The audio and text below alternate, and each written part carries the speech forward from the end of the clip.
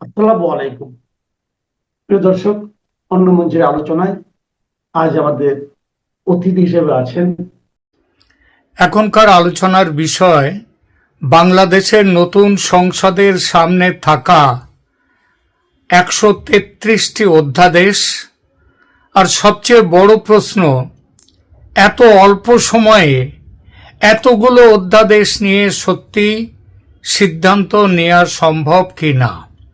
ঘটনা হচ্ছে, অন্তর্বর্তী সরকারের ১৮ মাসের শাসন আমলে জারি করা ১৩৩টি অধ্যাদেশ জাতীয় সংসদে তোলা হয়েছে গত ১২ই মার্চ, এবং সেগুলো যাচাইয়ের জন্যে যেহেতু কোনো বিজনেস অ্যাডভাইজারি কমিটি তৈরি হয়নি, তাই একটি বিশেষ কমিটিতে পাঠানো হয়েছে, যে কমিটি ২রা এপ্রিলের মধ্যে সংসদে তাদের রিপোর্ট জমা দেবে।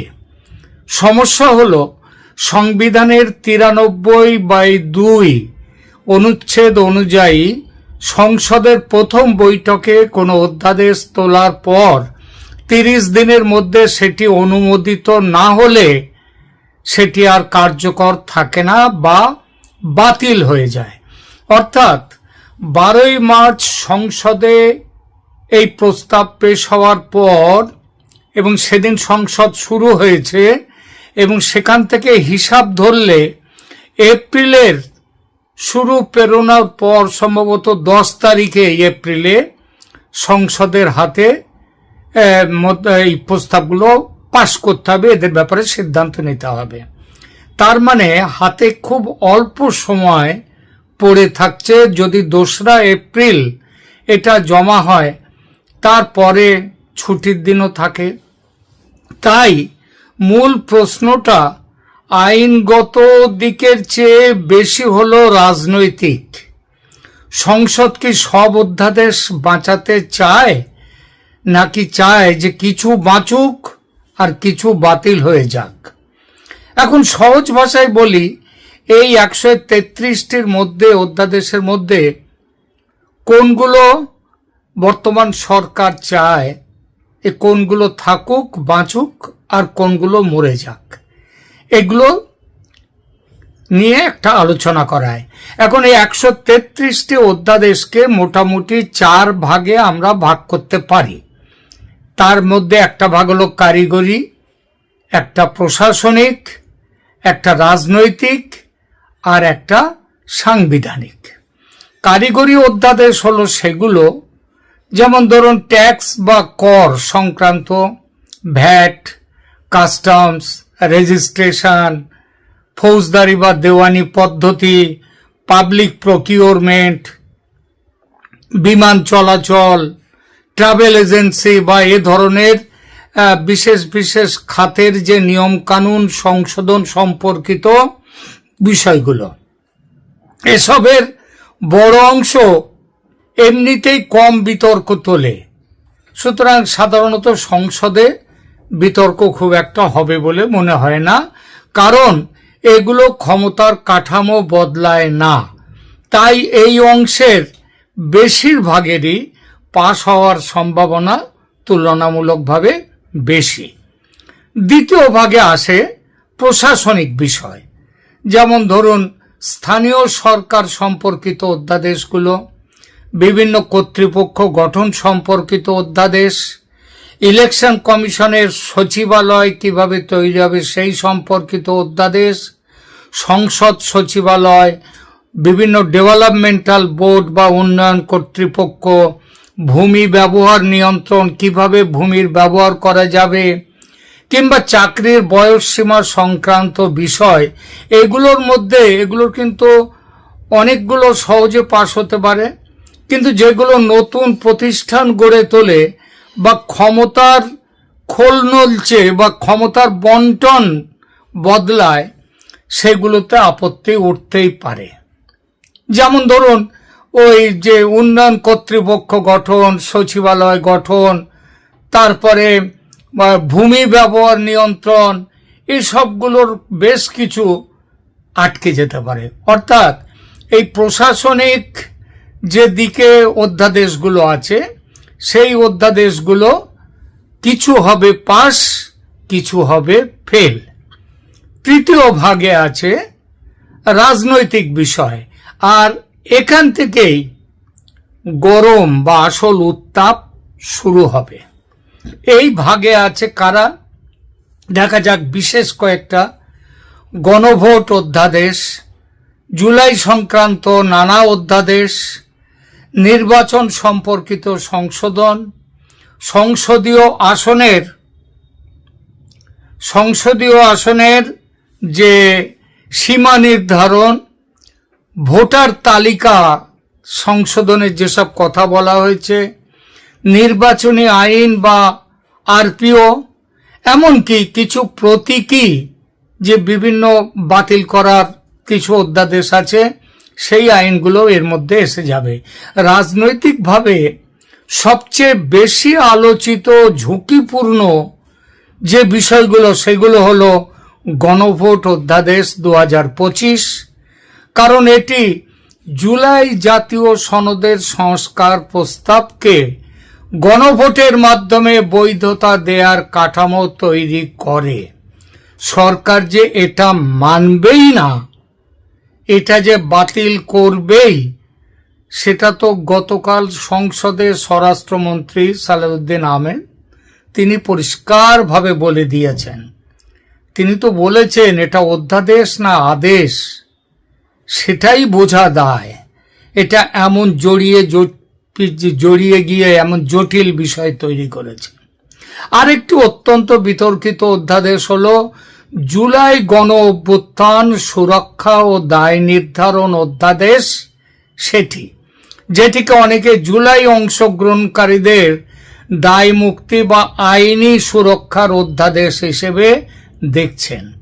এ কারণেই এই ধরনের অধ্যাদেশ সংসদে পাশ হবে না, হতে পারে না, কারণ এগুলো সহজে চুপচাপ দ্রুত পাশ হয়ে যাবে এমনটা মনে করার কোনো কারণ নেই, এবং সরকারও চায় না যে এই অপরাধের সঙ্গে যারা জড়িত ছিল, বিভিন্ন মানবাধিকার সম্পর্কিত অপরাধের, সেই অপরাধের তারা দায় মুক্তি পাক, এটা সরকার চায় না। এবং বিশ্বের যে জনমত, তারাও চায় এগুলোর বিচার হোক। সুতরাং এগুলো পাস হবে না। চতুর্থ ভাগে আসছে সাংবিধানিক বা প্রাতিষ্ঠানিকভাবে স্পর্শকাতর যেসব অধ্যাদেশগুলো, সেগুলো। এর মধ্যে আছে সুপ্রিম কোর্টের বিচারক নিয়োগ অধ্যাদেশ, সুপ্রিম কোর্ট সচিবালয় অধ্যাদেশ, পুলিশ কমিশন, জাতীয় মানবাধিকার কমিশন, গুম প্রতিরোধ ও প্রতিকার এবং আন্তর্জাতিক অপরাধ ট্রাইব্যুনাল সংক্রান্ত একাধিক সংশোধন, এগুলো স্পষ্ট করেই বলা যায় পাস হবে না, এগুলো বাতিল হবে। এই ব্লকের জিনিসগুলো সবচেয়ে কঠিন, কারণ এগুলো সরাসরি রাষ্ট্রের ক্ষমতার ভারসাম্য, বিচার বিভাগের স্বাধীনতায় হস্তক্ষেপ, মানবাধিকার এবং জবাবদিহির প্রশ্নে মানবাধিকার বিরোধী অবস্থানে প্রকাশ করে এগুলো। সুতরাং এগুলো পাস হওয়ার সম্ভাবনা নেই, এটা মোটামুটি ধরে নেওয়া যায়। উদাহরণ হিসেবে দেখুন, বিচারক নিয়োগ অধ্যাদেশ নিয়ে কিন্তু ইতিমধ্যেই আদালতে রিট হয়েছে, আর সুপ্রিম কোর্ট সচিবালয় অধ্যাদেশ নিয়েও বড় ধরনের বিতর্ক ইতিমধ্যে তৈরি হয়ে গেছে। সুতরাং এগুলো পাস হবে না, হতে পারে না, হওয়া উচিত নয়। তাই সবচেয়ে ঝুঁকিতে থাকা অধ্যাদেশগুলোর তালিকায় আমি রাখব গণভোট অধ্যাদেশ, জুলাই দায় মুক্তি ধর্মী অধ্যাদেশ, বিচারক নিয়োগ অধ্যাদেশ, সুপ্রিম কোর্ট সচিবালয় অধ্যাদেশ এবং আন্তর্জাতিক অপরাধ ট্রাইব্যুনালের যে সংশোধনগুলো, সেগুলো। এছাড়া নির্বাচন সংক্রান্ত বড় পরিবর্তন আনা অধ্যাদেশগুলোরও পাস হওয়ার কোনো সম্ভাবনা নেই। এখন বড় প্রশ্ন, সরকার কি সত্যি চায় যে এই অধ্যাদেশগুলো বাতিল হয়ে যাক, এবং সরকার কি এই অধ্যাদেশগুলো বাতিল হয়ে গেলে তার বিরুদ্ধে কি দেশব্যাপী কোনো আন্দোলন বা বিতর্ক তৈরি হবে? এটা কি সরকার মনে করে, নাকি সরকার চায়? এটা নিশ্চিত করে তা বলা যায় না, কারণ সরকার নিজে কিন্তু এই বিষয়টা সংসদে তুলেছে, তোলার কথাই, নইলে তো অধ্যাদেশ এমনিতে বাতিল হয়ে যাবে। এবং বিশেষ কমিটিতেও পাঠিয়েছে, যেহেতু বিজনেস অ্যাডভাইজারি কমিটি তৈরি হয়নি। কিন্তু সরকার মনে করে না যে এগুলো, যেগুলো সরকার বাতিল করার কথা এতক্ষণ বললাম, বাতিল হয়ে যাক, যেটা সরকারের মনের ইচ্ছা, সেগুলো বাতিল হয়ে গেলেও যে দেশব্যাপী কোনো বড় কিছু আন্দোলন বা বিতর্কের জন্ম হবে এমন কিন্তু নয়। আর তাছাড়া সবচেয়ে বড় কারণ, একটা বাস্তবতার ব্যাপারও আছে। এত কম সময়ের ভেতরে 133টি অধ্যাদেশের সবগুলো নিয়ে গভীর আলোচনা করা যায় না, বলবো না অসম্ভব, এটা সম্ভবই না। সেই কারণে সবচেয়ে বাস্তবসম্মত দৃশ্যপট হলো কম বিতর্কিত কারিগরি ও প্রশাসনিক অধ্যাদেশগুলোর বড় অংশ পাস হয়ে যাবে, আর রাজনৈতিক ও সাংবিধানিকভাবে ভারী অধ্যাদেশগুলোর বড় অংশই সংসদে আটকে যেতে পারে, বা সময় শেষ হয়ে নিজে থেকেই ঝরে যেতে পারে বা বাতিল হতে পারে। অর্থাৎ এটি শুধু আইনের প্রশ্ন নয়, এটি নতুন সংসদের প্রথম বড় রাজনৈতিক পরীক্ষাও। সংসদ কি অন্তর্বর্তী আমলের আইনগত উত্তরাধিকার গ্রহণ করবে, নাকি বেছে বেছে কিছু রেখে, যেগুলো নিরাপদ, যেগুলো আদৌ কোনো বিতর্কিত নয়, সেগুলো রেখে বাকিগুলো বাদ দেবে? কোনটা করবে সরকার, কোনটা বাদ দেবে? আমরা আমাদের বিচার বুদ্ধিমতে কয়েকটির কথা বললাম। সামনের কয়েক সপ্তাহের মধ্যে ফয়সালা সবাই দেখতে পাবে কি হচ্ছে। এই কারণে 133টি অধ্যাদেশের লড়াই আসলে 133টি আলাদা কাগজের লড়াই নয়, এটি রাষ্ট্র ক্ষমতা, বৈধতা, বিচার, নির্বাচন এবং ভবিষ্যৎ রাজনৈতিক বন্দোবস্তের লড়াই। এই লড়াই নির্দিষ্ট করে দেবে বাংলাদেশে আগস্ট 2024 থেকে ফেব্রুয়ারি 2026 পর্যন্ত যে মৎস্য ন্যায় কায়েম হয়েছিল তার কুশীলবদের যথাযথ বিচার, এর সঙ্গে আওয়ামী লীগকে যেভাবে গায়ের জোরে ফ্যাসিস্ট সরকার বলে তাদেরকে যেভাবে বাতিল করে দেওয়া হয়েছে, মাঠের বাইরে ঠেলে ফেলে দেওয়া হয়েছে, সেই জায়গা থেকে তাদেরকে আবার পুনরুত্থানের যে সম্ভাবনা, সেই সম্ভাবনার বাস্তবতা ও গণতন্ত্র, আগামী দিনে বাংলাদেশের গণতন্ত্রের কি গতিপথ কিভাবে নির্ধারণ হবে, এক কথায় আগামী এই 133টি যে অধ্যাদেশ, তাদের ভবিষ্যৎ কিন্তু এগুলোই বলে দেবে। এক কথায় বাংলাদেশ এক সভ্য গণতন্ত্রে উত্তীর্ণ হতে পারবে কি না, সেটা বলে দেবে এই 133টি অধ্যাদেশের, তাদের কোনগুলো বাতিল হবে তার উপর। শুধু বাংলাদেশের মানুষ নয়, এই উপমহাদেশের মানুষ অধীর আগ্রহে নজর রাখছে এদিকে। আপনারা সবাই এই যে হেডলাইন এবং ব্যানার দেখে বুঝছেন যে আমি কি বলেছি। আমি বলেছি যে মোদিকে জন্মদাতা পিতা ডাকা শুরু।